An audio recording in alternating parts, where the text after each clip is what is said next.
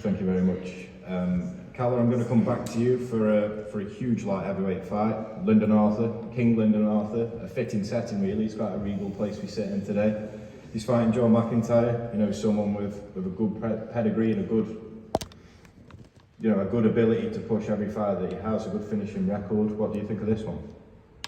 I've always got used to every time I hear the word King Arthur, because most might know or not know we promoted Arthur Abraham from his first pro fight through his 3 world title fights. So when I hear King Abraham or King Arthur Abraham and now King Lyndon Arthur, it's good to keep that family tradition going.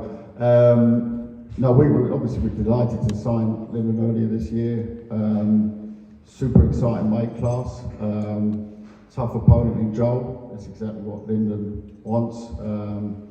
He's got a great setup in Manchester, and he's teeing everything up for a big 2023. But you can't look past Joel. It's a big fight. Again, and talk about those eyeballs. I'm a promoter, so they've got the platform to do it on.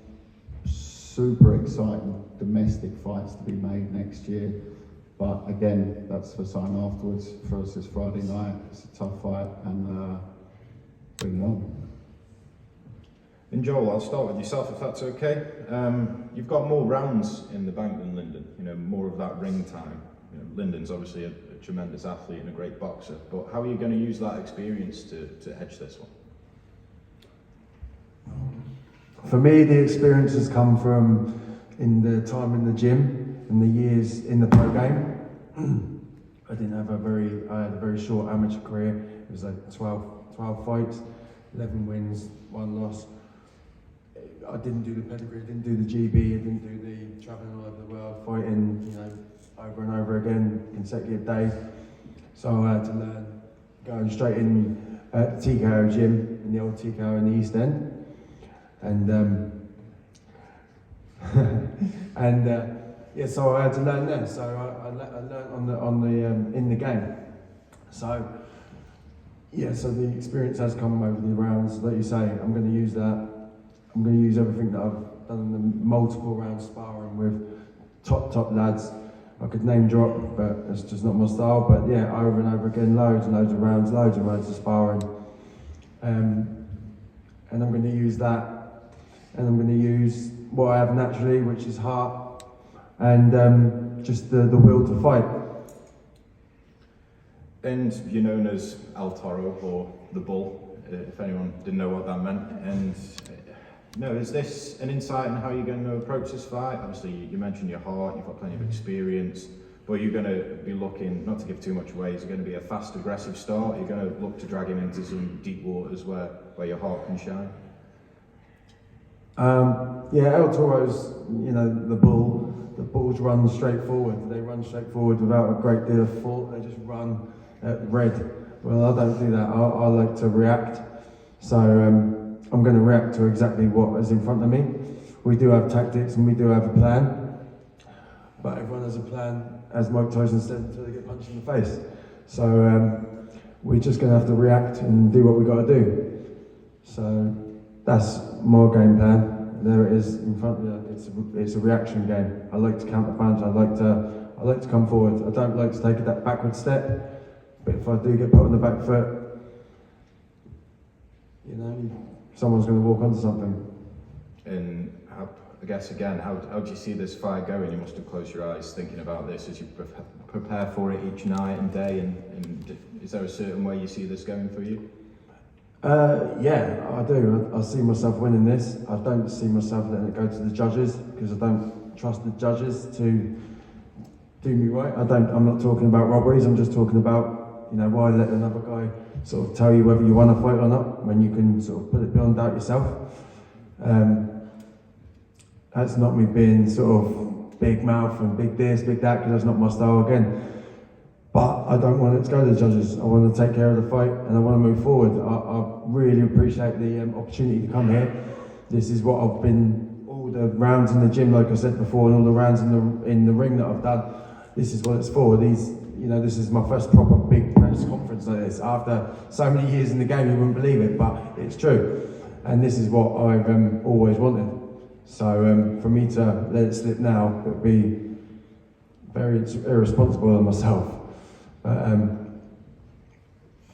yeah, I thank Westman and they've treated us well. I think they made a big mistake bringing me in. In Lyndon, he says, this could be a mistake, and he's the bull. He's going to be charging forward. If the bull comes charging and is looking for a firefight on Friday night, what is the outcome in your eyes? How do you see that going? He has to say that because why else would he be here if he didn't believe that he could beat me or that I believe he could tame me, kind of thing. So it's in my power to be able to do that and be able to tame him as the bull he thinks he is. So I'm excited for it. I'm trained well. He's a good, tough fighter. I've looked at him. I think he's won his last 2 fights by knockout. I think he's 2-time English champion. I'm not sure about that, but yeah, he's a tough opponent, and I'm happy to be in this fight. And you say there, obviously, he has to say these sort of things. It's his big night. He admitted that himself, being on a big show. Do you think that your level's above in comparison? Do you think, not necessarily this will be an easy night's work, but is he someone that you would have faced before in your career? It's just that if I can't beat him, then I'm set back more than I thought I was, and I believe I can. I believe I'm better. I believe everything I do is better than what he does. No disrespect, but I just do. And again, if I didn't believe that, I shouldn't be here myself. So again, I'm just excited for Friday, and only time will tell what's going to happen. And you bullied Walter Sakira last time out in your last fight. It was tough. It was tough, him. And you said that yourself, it was a case of cobwebs coming off as well, and you say a tough man that you put away. Is this now going to be the peak Lyndon Arthur that we see? Is this going to be the beginning of the rise of your return to the top, almost a renaissance for the king? I definitely wasn't as sharp as I thought I would be in my last fight, but I'm a lot sharper now in the gym, and like you say, shake the cobwebs off kind of thing, and I'll definitely be a better version of myself than I was last fight up. And Joel's mentioned his heart, and there is an ability to drag this into places that you may or may not want it to go. Have you got a certain plan for this fight? I appreciate you can't give too much away. Well, it's like you said, everyone's got a plan until they get punched in the mouth. So I prepare to punch him in the mouth on Friday a lot of times. So we'll see what happens.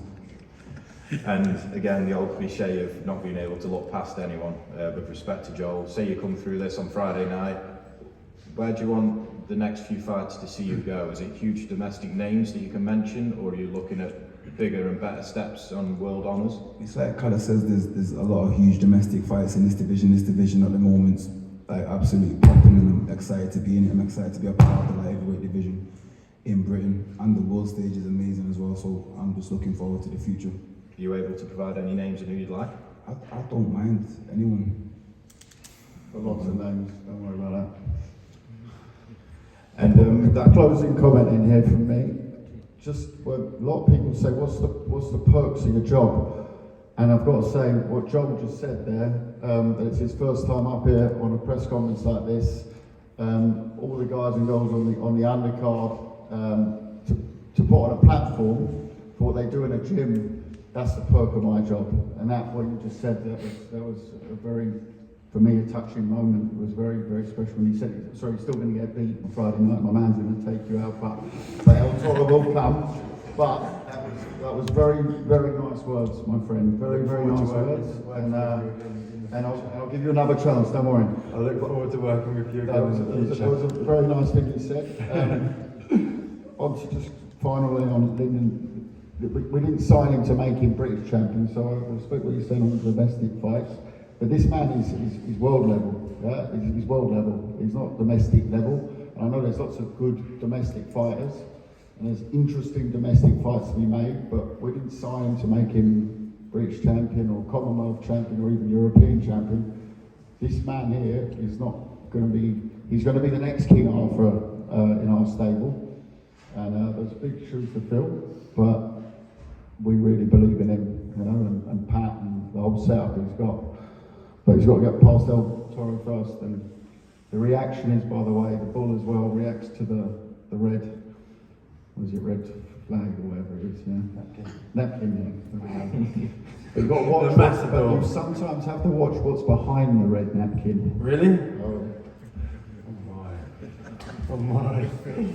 ladies and gents. I'm looking forward to that one. That gives me a very, very interesting bow feature. And that